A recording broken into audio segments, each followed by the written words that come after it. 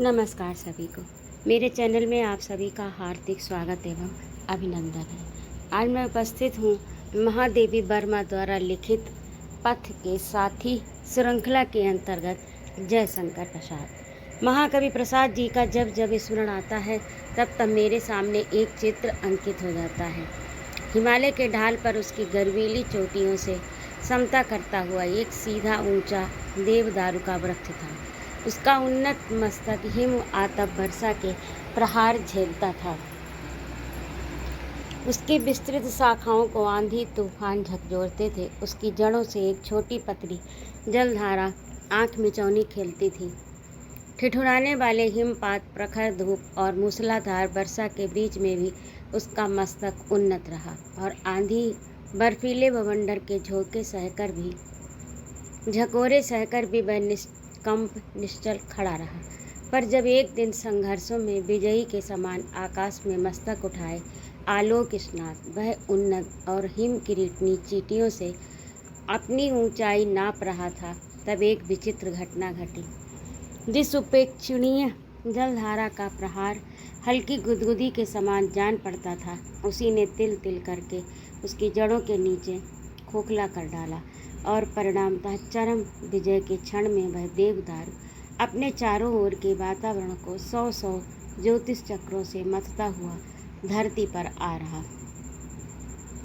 सभी महान प्रतिभाशाली साहित्यकारों के जीवन में संघर्ष रहना अनिवार्य है, पर बड़े बड़े संघर्ष उनकी जीवन शक्ति को क्षीणतम कर पाते हैं। ये कार्य तो ऐसी छोटी बाधाओं का सम्मिलित परिणाम होता है जिनकी ओर से सर्वदा उपेक्षा का भाव रखते हैं। प्रसाद जी इसके वो अपवाद नहीं थे। मेरे चित्र की पृष्ठभूमि में उनका साहित्य मेरा कुछ घंटों का परिचय और कुछ प्रचलित स्तुति निंदापरक कथाएं ही हैं। छायावादियों की दृष्टि से उनके साहित्य से मेरा अपरिचय संभव नहीं था और स्थान की दृष्टि से प्रयाग से काशी से दूर नहीं था, परंतु कुछ अज्ञात कारणों से मैंने उन्हें प्रथम और अंतिम बार तब देखा जब वे कामायनी का दूसरा सर्ग लिख रहे थे और मैं सांध्य गीत लिख चुकी थी। पर उनका ये दर्शन भी न किसी अखिल भारतीय साहित्य सम्मेलन के विवादी मेघ गर्जन में हुआ और न किसी अखिल भारतीय कवि सम्मेलन में सातों स्वर समुद्रों के मंथन के बीच, न भाषण के अजरस प्रवाह में, न फूल मालाओं के घटाटोप में। काशी में उनका दर्शन अपनी कवित्वहीनता में विचित्र है। भागलपुर से प्रयाग आते जाते मार्ग में जब तब काशी पड़ जाती थी। एक बार प्रसाद के दर्शनार्थ ही मैंने कुछ घंटों के लिए यात्रा भंग की, पर मैं और मेरे साथ रहने वाला नौकर दोनों ही काशी की सड़कों और गलियों से सर्वथा अपरिचित थे। कवि प्रसाद को सब जानते होंगे, इसी विश्वास से कई तांगे बालों से पूछताछ की, पर परिणाम कुछ न निकला। निराश होकर जब स्टेशन के वेटिंग रूम में लौटने वाली थी, तब एक ने प्रश्न किया, क्या सुंगनी साहू के घर जाना है? सुंगनी साहू का रूढ़ अर्थ ग्रहण करने में मैं असमर्थ रही। समझा तंबाकू के चूर्ण का बास लेने वाले कोई साहूकार होंगे। फिर अर्थ को और स्पष्ट करने के लिए पूछा, सुंगनी साहू क्या काम करते हैं? तंबाकू की दुकान करते हैं। सुनकर तांगे वाले पर अकारण ही क्रोध आने लगा। प्रसाद जैसा महान कवि तंबाकू की दुकानदार जैसा गद्यात्मक कार्य कैसे कर सकता है? कुछ स्वगत और कुछ तांगे वाले के अज्ञान कानों के लिए मुझे किसी तंबाकू की दुकान पर बैठे वाले सेठ जी के यहाँ नहीं आना जाना है। जिनके यहाँ जाना है वे कविता लिखते हैं। तांगे वाला भी असाधारण नहीं था। इसी से उसने परास्त न होने की मुद्रा में उत्तर दिया, हमारे सुंगनी साहू भी बड़े बड़े कवित्व लिखते हैं। तब मैंने सोचा, संभवतः ऐसे कवित्व लिखने में विख्यात सुंगनी साहू प्रसाद जैसे कवि से अवश्य परिचित होंगे। स्टेशन पर कई घंटे बिताने से अच्छा है कि सुंगनी साहू से पता कुछ देखूं। आकाश को नीले कपड़े की चीरों में विभाजित कर देने वाली काशी की गलियों में प्रवेश कर कुछ ऐसा लगता है मानो मैं किसी विशालकाय अजगर के उदर में घूम रही हूँ, जिसने अपनी सांसों मुझे ही नहीं कुछ दुकानों को भी अपने भीतर खींच लिया है और अब बाहर आने का एकमात्र द्वार उसका मुख बंद हो गया। अंत में जहाँ तक तांगा जा सका वहाँ तक तांगे में, उसके उपरांत कुछ दूर पैदल चलकर हम एक सफ़ेद पुते हुए मकान के सामने पहुँचे। जो अति साधारण और असाधारण के बीच की मध्यम स्थिति रखता था। कहलाया प्रयाग से महादेवी आई हैं। सोचा यदि गृहस्वामी प्रसाद जी होंगे तो मेरा नाम उनके लिए सर्वथा अपरिचित न होगा, और यदि कोई सुंगनी साहू ही है तो शिष्टाचार के नाते बाहर आ ही जाएंगे। प्रसाद जी स्वयं बाहर आए। उनका चित्र उन्हें अच्छा हष्टपुष्ट स्थविर बना है, पर स्वयं न वे इतने हष्टपुष्ट जान पड़े और न उतने स्वयं वे उतने नहीं तो हष्ट जान पड़े और न उतने पुष्ट, न अधिक ऊंचा न नाटा मझोला कद, न दुर्लभ न स्थूल, छरहरा शरीर, गौर वर्ण, माथा ऊंचा और प्रशस्त बाल, न बहुत घने न बिरल, कुछ भूरापन लिए काले, चौड़ाई लिए मुख की तुलना में कुछ हल्की सुडौल नासिका, आँखों में उज्ज्वल दीप्ति, होठों पर अनायास आने वाली बहुत स्वच्छ हंसी, सफ़ेद खादी की धोती कुर्ता। उनकी उपस्थिति में मुझे एक उज्ज्वल स्वच्छता की वैसी अनुभूति हुई जैसी उस कमरे में संभव है जो सफ़ेद रंग से पुता और सफ़ेद फूलों से सजा हो। उनकी स्थविर जैसी मूर्ति की कल्पना खंडित हो जाने पर मुझे हंसी आना ही स्वाभाविक था। उस पर जब मैंने अनुभव किया कि प्रसाद जी की सुंगनी साहू है, तब हंसी ही रोकना असंभव हो गया। उन दिनों मैं बहुत अधिक हंसती थी और मेरे संबंध में सबकी धारणा थी कि मैं विषाद की मुद्रा और डबडबाई आँखों के साथ आकाश की ओर दृष्टि किए हौले हौले चलती और बोलती हूँ। मेरी हंसी देखकर या मुझे भारी भरकम नाम के विपरीत देख प्रसाद जी ने निश्चल हंसी के साथ कहा, आप तो महादेवी जी नहीं जान पड़ती। मैंने भी वैसे ही प्रश्न में उत्तर दिया, आप भी कहाँ कवि प्रसाद लगते हैं, जो चित्र में बौद्ध भिक्षु जैसे हैं। उनकी बैठक में ऐसा कुछ नहीं दिखाई दिया जिसे सजावट के अंतर्गत रखा जा सके। कमरे में एक साधारण तख्त, 2-3 सादी कुर्सियाँ, दीवार पर 2-3 चित्र, अलमारी में कुछ पुस्तकें। यदि इतने महान कवि रहने के स्थान में मैंने कुछ असाधारणता पाने की कल्पना ही की होगी तो मेरे हाथ निराशा ही आई। उन दिनों वे कामायनी का दूसरा सर्ग लिख रहे थे। वे क्या लिख रहे थे पूछने पर उन्होंने प्रथम सर्ग का कुछ अंश सुनाया।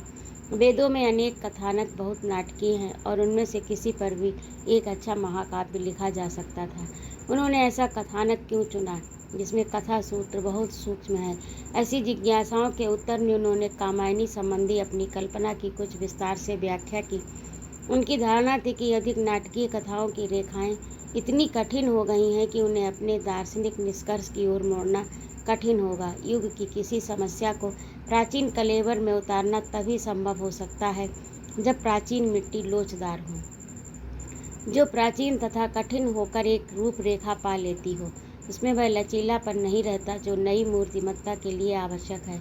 इंद्र का व्यक्तित्व उनकी दृष्टि में बहुत आकर्षक रहस्यमय था, परंतु उसकी नाटकीय और बहुत कुछ रूढ़ कथा वस्तु कामायनी के संदेश को बहन करने में असमर्थ थी। ऋग्वेद कालीन वरुण के व्यक्तित्व और विकास के संबंध में भी उन्होंने अपना विश्लेषण दिया। वैदिक साहित्य का भारतीय दर्शन मेरा प्रिय विषय रहा है, अतः तत् संबंधी बहुत सी जिज्ञासाएं मेरे लिए स्वाभाविक थी। परंतु सभी चर्चाओं में मैंने अनुवाद किया कि प्रसाद जी दोनों के संबंध में आधुनिकतम ज्ञान ही नहीं, अपनी विशेष व्याख्या भी रखते हैं। वे कम शब्दों में अधिक कह सकने की जैसी क्षमता रखते थे, वैसी कम साहित्यकारों में मिलेगी। उनके बहुश्रुत होने का प्रमाण तो स्वयं उनका साहित्य है, परंतु दर्शन, इतिहास, साहित्य आदि के संबंध में इतने कम शब्दों में इतने सहज भाव से वे अपने निष्कर्ष उपस्थित कर सकते थे कि श्रोता का विस्मित हो जाना ही स्वाभाविक था। लौटने का समय देख जब मैंने विदा ली तो ऐसा नहीं जान पड़ा कि मैं कुछ घंटों से परिचित हूँ। प्रसाद जी तांगे तक पहुँचाने आए और हमारे दृष्टि के ओझल होने तक खड़े रहे। अपने साहित्यिक अग्रज को फिर देखने का मुझे सुयोग नहीं प्राप्त हो सका। वे कहीं आते जाते नहीं थे और मैंने एक प्रकार से क्षेत्र संन्यास ले लिया था। उसी प्रसाद के अस्वस्थ होने का जब समाचार मिला, पर बहुत दिनों तक किसी को ये भी ज्ञात नहीं हो सका कि रोग क्या है।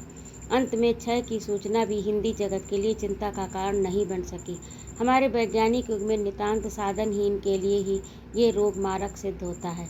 प्रसाद जी के साथ साधनहीनता का कोई संबंध किसी को ज्ञात नहीं था। इसी से अंत तक सबको उनके स्वस्थ होने का विश्वास बना रहा। जब कामायनी का प्रकाशन हो चुका और हिंदी जगत एक प्रकार से पर्वोत्सव मना रहा था, तब उनके महाप्राण की बेला आ पहुंची। मैं स्वयं कई दिन से ज्वरग्रस्त थी। एक बंधु ने भीतर संदेश भेजा कि वे अत्यंत आवश्यक सूचना लाए हैं। किसी प्रकार उठकर मैं बाहर के दरवाजे तक पहुंची ही थी कि सुना प्रसाद जी नहीं रहे। कुछ क्षण उनके कथन का अर्थ समझने में लग गए और कुछ क्षण द्वार तक सहारा लेकर अपने आप को संभालने में। बार बार उनका अंतिम दर्शन स्मरण आने लगा और उनके साथ ही उस देवदारू का जिसे जल की क्षुद्र धारा ने तिल तिल काट कर गिरा दिया था। प्रसाद का व्यक्तिगत जीवन अकेलेपन की जैसी अनुभूति देता है, वैसी हमें किसी अन्य समसामयिक साहित्यकार के जीवन के अध्ययन से नहीं प्राप्त होती। उन्हें एक संपन्न पर ऋणग्रस्त प्रतिष्ठित परिवार का जन्म मिला और भाई बहनों में कनिष्ठ होने के कारण कुछ अधिक मात्रा में स्नेह दुलार प्राप्त हो सका। किशोर अवस्था में वे एक ओर शारीरिक स्वास्थ्य के लिए बादाम खाते, कुश्ती लड़ते और दूसरी ओर मानसिक विकास के लिए कई शिक्षकों से संस्कृत, फारसी, अंग्रेजी आदि का ज्ञान प्राप्त करते रहे। पर इसी किशोरावस्था में उन्हें पारिवारिक कलह की कटुता का अनुभव हुआ। इतना ही नहीं, उनके किशोर कंधों पर ही पारिवारिक उत्तरदायित्व, अर्थव्यवस्था और ऋण का भार आ पड़ा। ऐसा लगता है कि यही दुर्वह भार सारे दुलार, स्वास्थ्य और विद्या का स्वाभाविक प्राप्य था। तरुणाई में ही माता पिता, बड़े भाई, 2 पत्नियों और एक इकलौते पुत्र की वियोग व्यथा झेल चुके थे। ये बचपन में तारुण्य के अंत तक फैली हुई बिछोह की परंपरा उनके भावुक मन पर कोई दुखने वाली चोट नहीं छोड़ गई थी।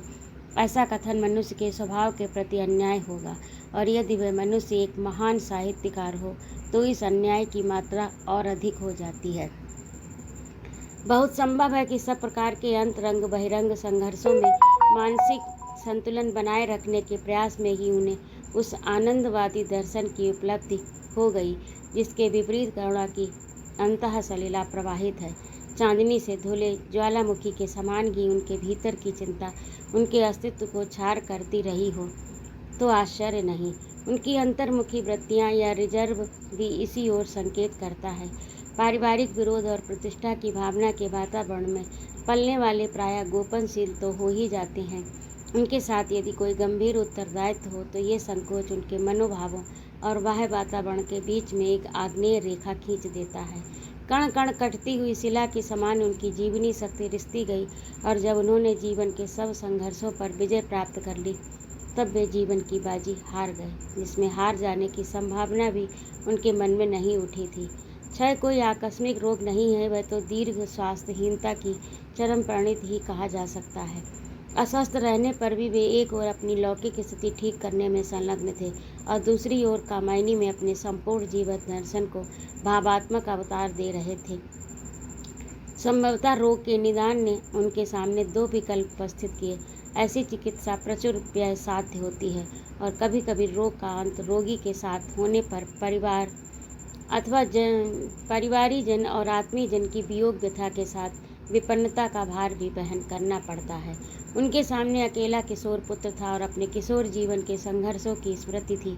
ये निष्कर्ष स्वाभाविक है कि वे अपने किशोर पुत्र के भविष्य पर किसी दुर्वह भार की काली छाया डालकर अपने इतिहास की पुनरावृत्ति नहीं करना चाहते थे।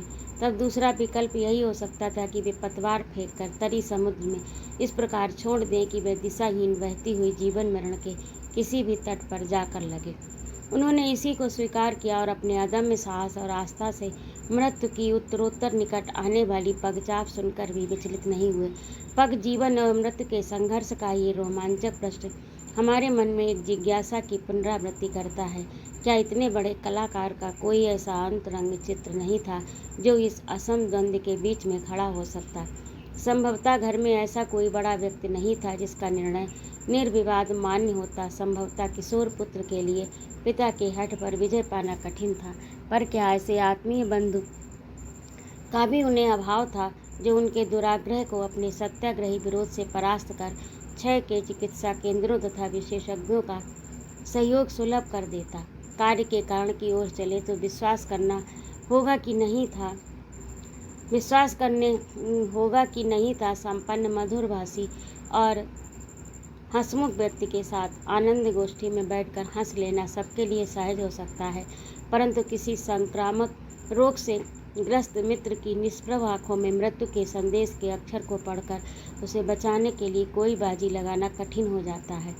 प्रसाद जैसे मनस्वी और संकोची व्यक्ति के लिए किसी से स्नेह और सहानुभूति की याचना भी संभव नहीं थी। चंद्रगुप्त में सिंहरण के निम्न शब्दों में बहुत कुछ प्रसाद के न बात भी हो तो आश्चर्य नहीं। अपने से बार बार सहायता करने के लिए कहने में मानव स्वभाव विद्रोह करने लगता है। ये सौहार्द और विश्वास का सुंदर अभिमान है। उस समय मन चाहे अभिनय करता हो संघर्ष से बचने का, किंतु जीवन अपना संग्राम अंध होकर लड़ता है। कहता है, अपने को बचाऊंगा न, जो मेरे मित्र हों आवे और अपना प्रमाण दें। संभव है कि कवि प्रसाद का जीवन भी अपना संग्राम अंध होकर लड़ा हो और उसने अपने आप को बचाने का कोई प्रयत्न न किया हो। उन्हें किसी की प्रतीक्षा रही या नहीं, इसे आज कौन बता सकता है। व्यवहारिक जीवन में एक का हित दूसरे के हित का विरोधी भी हो सकता है। ऐसे व्यक्तियों के प्रसाद संबंधी स्मृति उनकी अपनी चोटों की स्मृति अधिक हो सकती है। प्रसाद की विशेषताओं की कम। भारतेंदु के उपरांत प्रसाद की प्रतिभा ने साहित्य के अनेक क्षेत्रों को एक साथ स्पर्श किया। करुण मधुर गीत, अतुकांत रचनाएं, मुक्त छंद, खंड काव्य सभी उनके काव्य के बहुमुखी प्रसार के अंतर्गत हैं। लघु कथा के वैचित्र से लंबी कहानियों की विविधता तक उनका कथा साहित्य फैला है। कंकाल उपन्यास के विषम नागरिक यथार्थ से तितली की भावात्मक ग्रामीणता तक उनकी औपन्यासिक प्रतिभा का विस्तार है। एकांकी, प्रतीक, रूपक, गीत, नाट्य, ऐतिहासिक नाटक आदि में उन्होंने नाटकीय स्थितियों का संचयन किया है। उनका निबंध साहित्य किसी भी गंभीर दार्शनिक चिंतन को गौरव देने में समर्थ है। साहित्यिक प्रतिभा के साथ उनकी व्यवहार बुद्धि भी कुछ कम असाधारण नहीं है। धूमिल नए युग के काव्य और विचारों को आलोक की पृष्ठभूमि देने के लिए ही उन्होंने इंदु जागरण और जैसे पत्रों की कल्पना को मूर्त रूप दिया। भारती भंडार का जन्म भी उनकी उसी बुद्धि का परिणाम है जिसके युग की प्रत्येक संभावना को परख कर उसका उचित दिशा में उपयोग किया। उनका जीवन उनके कार्य को देखते हुए घट में समुद्र का स्मरण दिलाता है। बुद्धि के आधिक्य से पीड़ित हमारे युग को प्रसाद का सबसे महत्वपूर्ण दान कामायनी है। अपने काव्य सौंदर्य के कारण भी और अपने समन्वयात्मक जीवन दर्शन के कारण भी। भाव और उसकी स्वाभाविक गति से बनने वाले जीवन दर्शन में सापेक्ष संबंध है। बहती हुई नदी का जल आदि से अंत तक ऊपर से कहीं तरंगाकुल, कहीं प्रशांत मत्थर जल ही दिखाई देता है, परंतु वह तरलता किसी शून्य पर प्रवाहित नहीं होती। वस्तुतः उसके अतल अछोर जल के नीचे भी भूमि की स्थिति अखंड रहती है। इसी से आकाश के शून्य से उतरने वाले मेघ जल को हम बीच में तटों से बांध नहीं पाते, पर नदी के तट की उसकी गति का स्वाभाविक परिणाम है। भाव के संबंध में भी यही सत्य है। जिसके तल में कोई संश्लिष्ट जीवन दर्शन नहीं है, उसे आकाश का जल ही कहा जा सकता है। जीवन को तट देने के लिए, उसके आदि की इकाई को अंत की समष्टि में असीमता देने के लिए ऐसे दर्शन की आवश्यकता रहती है जिस पर श्रेय प्रेय में तरंग आयत होकर सुंदर बन सके। यदि कोई भावधारा ऐसी संश्लिष्ट दर्शन भूमि नहीं पाती तो उसके स्वामी स्थायित्व का प्रश्न संदिग्ध हो जाता है। ये दर्शन महाकाव्य की रेखाओं से जिस विस्तार तक घिर जाता है, उस विस्तार तक गीत से नहीं। छायावाद युग में भाव के जिस ज्वार ने जीवन को सब ओर से प्लावित कर दिया, उसके तट और गंतव्य के संबंध में जिज्ञासा स्वाभाविक थी और इस जिज्ञासा का उत्तर कामायनी ने दिया। प्रसाद को आनंदवादी कहने की भी एक परंपरा बनती जा रही है, पर कोई महान कवि विशुद्ध आनंदवादी दर्शन स्वीकार नहीं करता।